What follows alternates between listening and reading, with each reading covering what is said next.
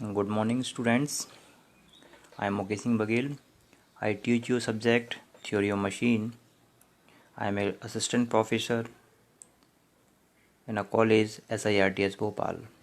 This is the SAGE group. Okay.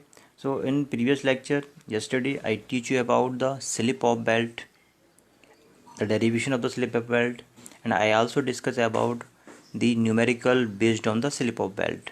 Okay. So today's topic is creep of belt.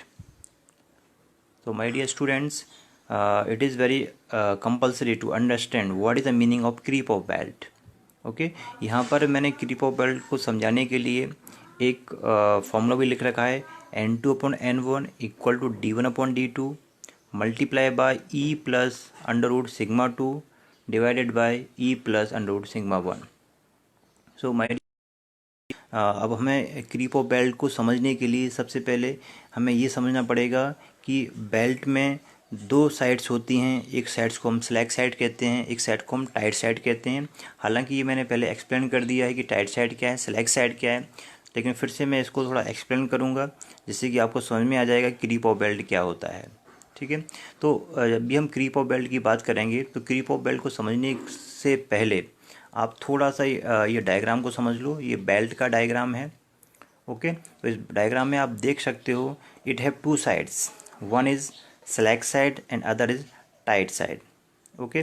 तो अब इसको हम समझने के लिए ये पूरा डायग्राम समझना पड़ेगा कि यहाँ पर एक तो ड्राइवर पुली है, दूसरा ड्रिवन पुली है,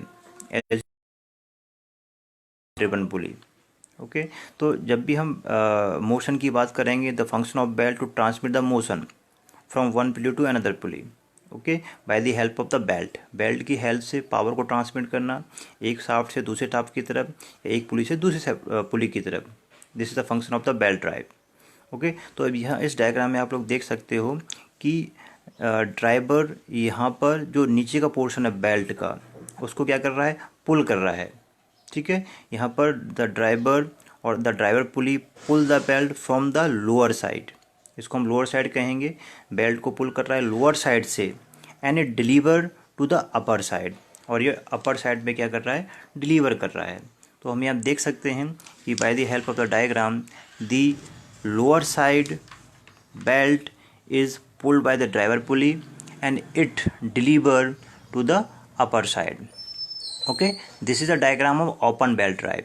आपने मैंने स्टार्टिंग बताया है ये किसका डायग्राम, ओपन बेल्ट ड्राइव का डायग्राम है. ठीक है. इसमें इसका जो अरेंजमेंट होता है वो parallel and rotating in the same direction. कैसा अरेंजमेंट है, पैरेलल है और ये दोनों एक ही डायरेक्शन में रोटेट कर रहे हैं. ओके. तो इस केस में हम समझ सकते हैं in this case the driver A, this is a driver A, pulls the belt from one side, pulls the belt from one side, एक साइड से क्या कर रहा है, बेल्ट को पुल कर रहा है. ओके.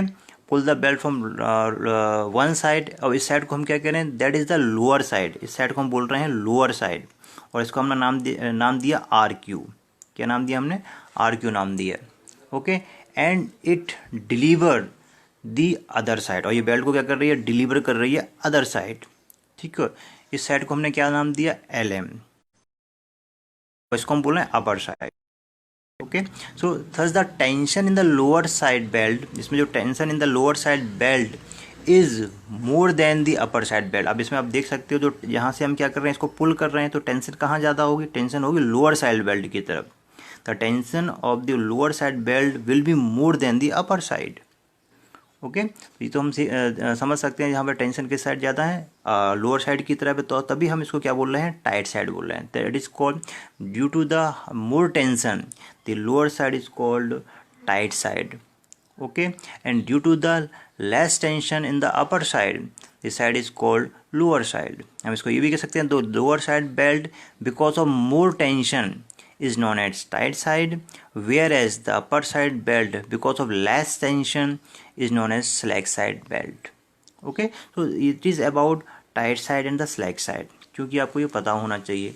अब वापस हम अपने टॉपिक पे आते हैं. क्रीप ऑफ बेल्ट में इसका क्या इम्पोर्टेंस है, इसको समझने के लिए हमने सब चीज़ें समझी. इसका क्या मतलब है क्रीप ऑफ बेल्ट में, तो हम ये कह सकते हैं when the belt passes from the slack side, जैसे बेल्ट पासिस होता है स्लैक साइड से, a certain portion of the belt extend. Okay, क्योंकि ये यहाँ पर क्या है, टेंशन कम रहता है, तो स्लैक साइड में टेंशन जब कम होगा तो इसका सर्टेन पोर्शन क्या हो जाता है, यहाँ पे एक्सटेंड हो जाता है। बेल्ट का जो सर्टेन पोर्शन है, किसी पर्टिकुलर पोर्शन में क्या होता है, बेल्ट एक्सटेंड हो जाता है। And it contracts again when the belt passes from the tight side. जैसे ही यहाँ, चूँकि यहाँ पर टेंशन ज़्यादा होती है, तो जैसे ही यहाँ पर ये बेल्ट पासिस होगा लोअर साइड से, तो यहाँ पर क्या आ जाएगा, फिर से बेल्ट क्या हो जाएगा, कॉन्ट्रैक्ट्स हो जाएगा from the tight side to slack side.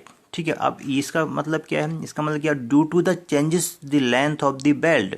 अब क्योंकि यहाँ पे क्या हो रही है, यहाँ पर लेंथ कुछ और है, यहाँ पर कुछ लेंथ कुछ और है, तो यहाँ पर जो बेल्ट की जो लेंथ है वो चेंज हो रही है। ठीक है, तो अब इससे क्या होगा, इसकी वजह से there is a relative motion between the belt and surface. Belt और सरफेस, बेल्ट एंड पुली की सरफेस के बीच में एक रिलेटिव मोशन होता है। There is a relative motion between the belt and the surface. अब इसी रिलेटिव मोशन को, this relative motion is termed as creep. इस रिलेटिव मोशन को हम क्या कहते हैं, क्रीप कहते हैं। अंडरस्टैंड, इसको मैं फिर से एक्सप्लेन करूंगा, फिर से रिवाइज करूंगा। जब भी बेल्ट का जो मोशन होता है स्लैक साइड से टाइट साइड की तरफ, जब बेल्ट स्लैक साइड की तरफ होता है तो यहाँ पे क्या होता है, बेल्ट का जो लेंथ है वो एक्सटेंड हो जाती है, क्योंकि यहाँ पे टेंशन कम होता है। ठीक है, एक certain portion of the belt is extend. लेकिन फिर जैसे ही ये टाइट साइड से स्लैक साइड की तरफ जाती है तो यहाँ पे क्या हो जाता है, बेल्ट कॉन्ट्रैक्ट हो जाता है।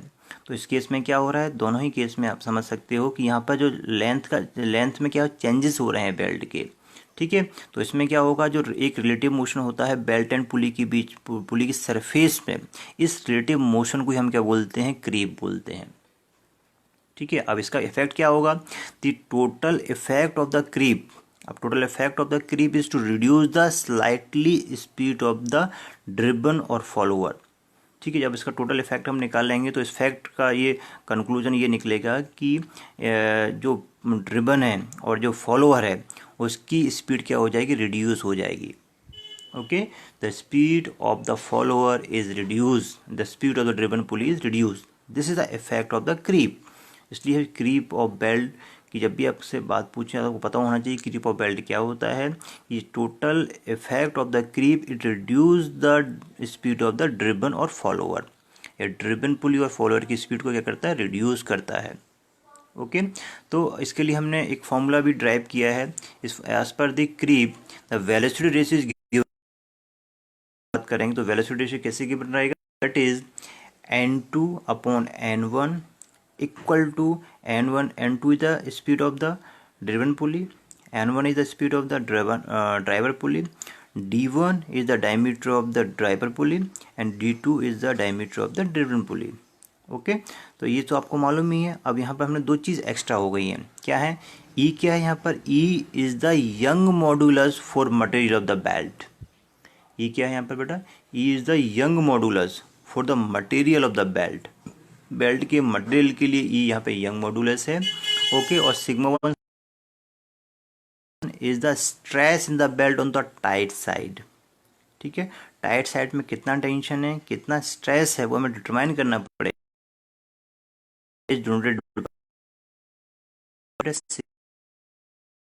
ऐसी जब सिग्मा 2 की बात करेंगे, sigma 2 is the stress on the slack side. Okay, sigma 2 क्या है यहाँ पे के लिए, तो जो मैं इसको लिख देता हूँ, जैसे अब n1 n2 तो आपको मालूम है, मैं यहाँ पर लिखता हूँ कि सिग्मा 1 क्या है, सिग्मा 2 क्या है और ई क्या है, because this two is new words. तो I write here E equal to, where E equal to Young's modulus, Young's modulus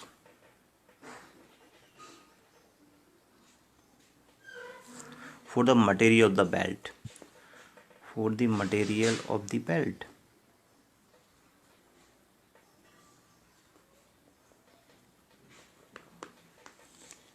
of the belt।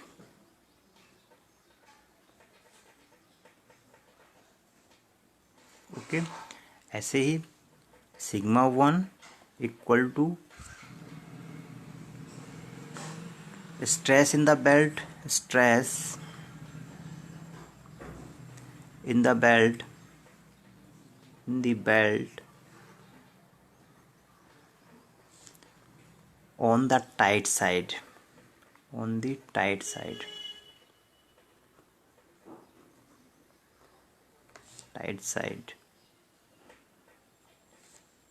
sigma 2 equal to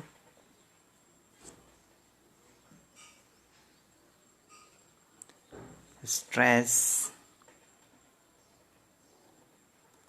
in the belt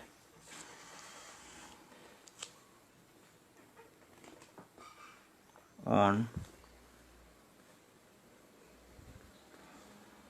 the slack side.